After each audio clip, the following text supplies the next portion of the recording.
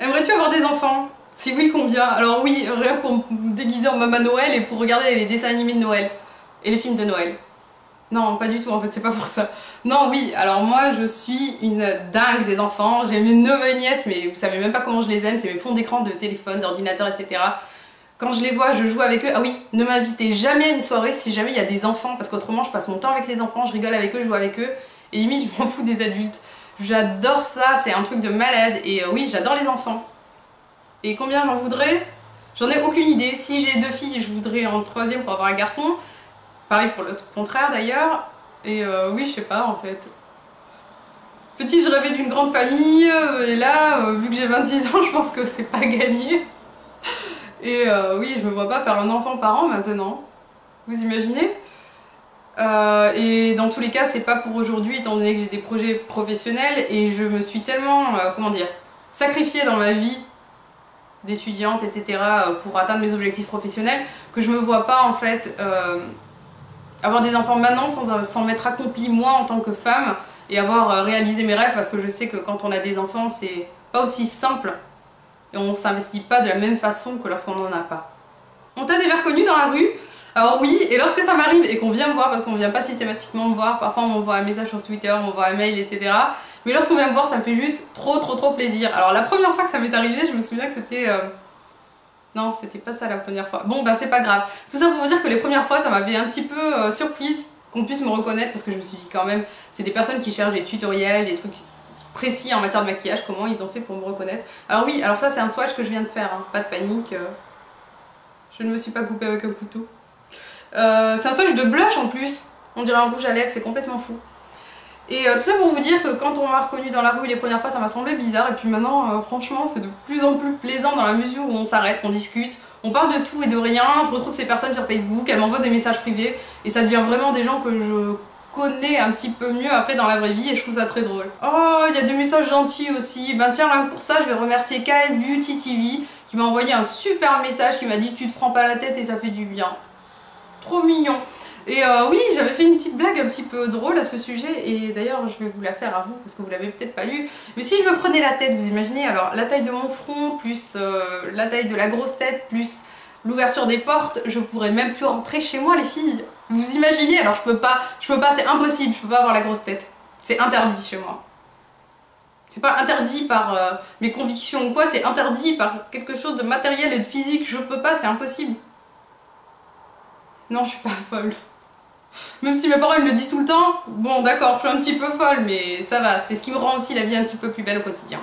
Alors j'ai sauté une question, c'est en plus une question qui revient beaucoup, mais qui revient peut-être plus après. C'est concernant mes origines. Alors vous avez été nombreuses à me demander de quelle origine je suis.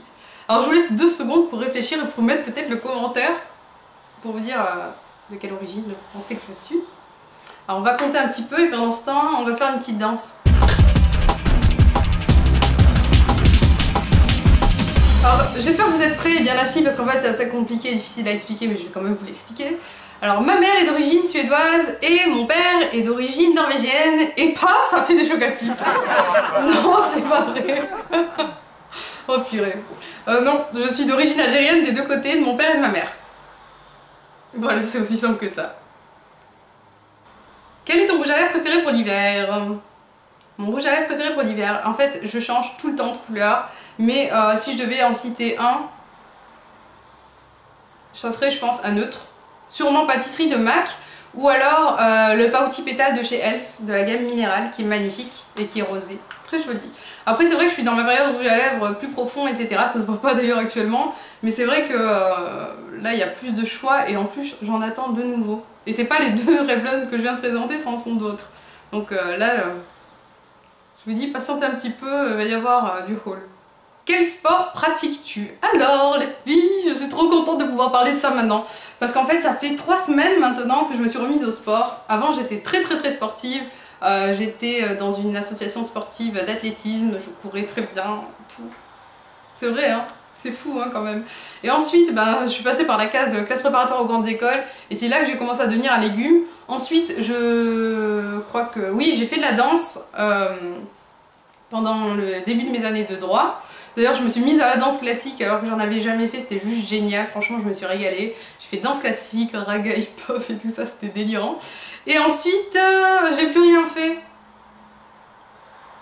Oui, j'ai plus rien fait. Et là, ben écoutez, j'ai décidé de me remettre au sport et ça fait 3 semaines que je fais de la course à pied, alors ou un jour sur deux ou tous les jours. Avant c'était tous les jours mais maintenant c'est plus un jour sur deux.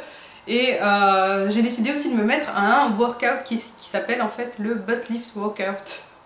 Le nom du workout qui fait vraiment la honte, c'est le butt lift workout ou Brazilian butt lift, un truc vraiment atroce.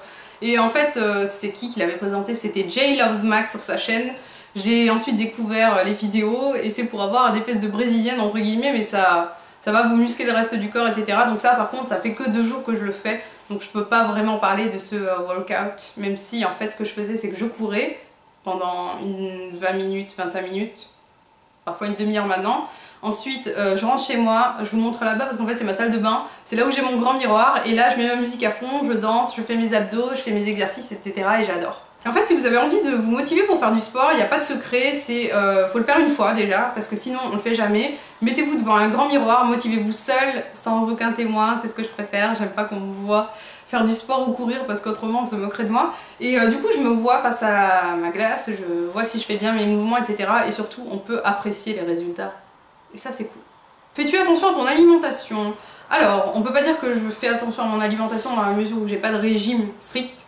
Mais j'équilibre toute mon alimentation, donc oui, on peut dire que je fais attention à mon alimentation parce qu'en fait si je vais manger quelque chose de très sucré, à côté de ça je vais équilibrer avec quelque chose de beaucoup moins riche, comme des légumes que je mangerai quand même plus facilement le soir, enfin à midi j'ai moins faim, c'est bizarre, et des protéines, et voilà quoi, j'alimente un petit peu j'équilibre le tout et l'alimentation c'est crucial dans ma vie, ça prend une place énorme, tous les jours j'ai mon chocolat. Et d'ailleurs j'ai des chocolats de prédilection, je peux vous les présenter si ça vous intéresse dans mes favoris du mois parce que j'aime beaucoup les tester, etc. Le dernier que j'avais testé c'était le Côte d'Or aux noisettes, lait bien sûr parce que j'ai essayé le chocolat noir noisette parce que j'ai été une fan de chocolat noir, et ben je l'ai trouvé beaucoup moins bon que le lait. Donc il y a celui-ci que j'avais testé le mois dernier que j'avais beaucoup aimé, et là mon favori en ce moment c'est... Alors c'est celui de chez Lindt Création. C'est, je crois que le nom exact, c'est vanille amande avec coulis de caramel. C'est de la tuerie celui-là. Oh mon dieu. Voilà, alors tout ça pour vous dire que je me fais le plaisir mais que je fais quand même un petit peu attention à côté. Comment fais-tu pour avoir les dents aussi blanches? Oh, c'est gentil tout ça. Ma mère, elle m'a appris 2 gestes beauté dans la vie. 2. Alors c'est pas du tout le maquillage. Le premier c'est le brossage de dents. C'est-à-dire qu'elle nous courait après, mon frère et moi, pour qu'on se brosse les dents pendant 3 minutes.